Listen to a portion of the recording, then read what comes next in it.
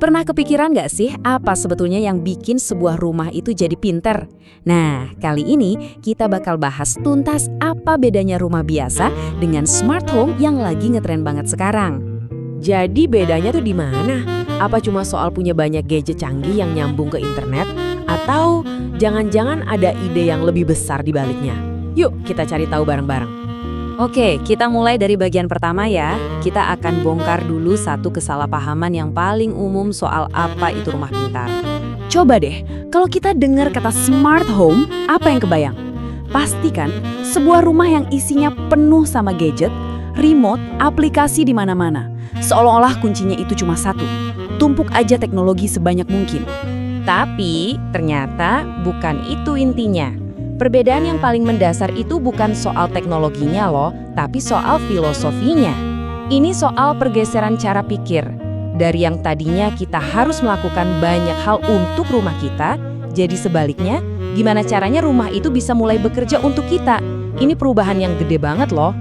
Nah, perubahan filosofi tadi itu membawa kita ke inti pembahasan yang di bagian kedua ini. Bedanya antara sistem yang reaktif dan yang proaktif.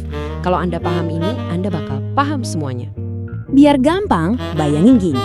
Rumah biasa itu sifatnya reaktif. Dia pasif aja nungguin perintah dari kita.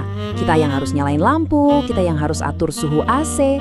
Sebaliknya, smart home itu proaktif. Dia bergerak duluan. Dia udah antisipasi apa yang kita butuhkan.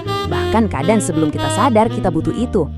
Oke, mungkin konsep tadi kedengarannya agak abstraknya. Jadi biar lebih kebayang, yuk kita lihat contoh-contohnya langsung dalam kehidupan kita sehari-hari. Kita ambil contoh paling gampang, lampu. Di rumah biasa, kita masuk kamar gelap, terus gerasak-gerusuk nyari saklar kan? Nah, kalau di smart home, rasanya tuh kayak disambut. Kita masuk, lampunya udah nyala sendiri. Bahkan bisa meredup otomatis pas sudah malam, biar suasananya lebih rileks. Terus, soal suhu ruangan. Di rumah biasa, kalau kita ngerasa gerah, ya kita nyalain AC. Kedinginan, kita atur lagi. Nah, di rumah pintar, sistemnya udah hafal suhu favorit kita. Kerennya lagi, dia bisa tahu pas kita lagi di jalan pulang, terus nyalain AC duluan. Jadi pas kita sampai, rumah udah adem, udah nyaman. Gimana dengan energi? Nah, ini juga sama. Di rumah biasa, tagihan listrik itu sering jadi misteri. Kita baru kaget di akhir bulan. Kalau di smart home, kita bisa pantau pemakaian listrik saat itu juga secara real time. Dia bahkan bisa pintar matiin alat-alat yang kita lupa cabut, jadi bisa hemat tagihan. Rumah kita jadi kayak temen yang bantu kita buat lebih efisien. Nah, setelah lihat semua contoh tadi, mari kita tarik kesimpulan. Jadi, apa sih artinya punya rumah yang benar-benar pintar itu? Dan inilah poin terpentingnya. Pintarnya sebuah rumah itu ternyata bukan diukur dari seberapa canggih atau rumit teknologinya. Justru sebaliknya, teknologi yang paling hebat itu adalah teknologi yang bekerja di belakang layar, yang bikin hidup kita lebih nyaman tanpa kita sadari keberadaannya. Itulah esensi dari kata pintar yang sebenarnya. Jadi, saya mau tutup pembahasan ini dengan satu pertanyaan buat Anda renungkan.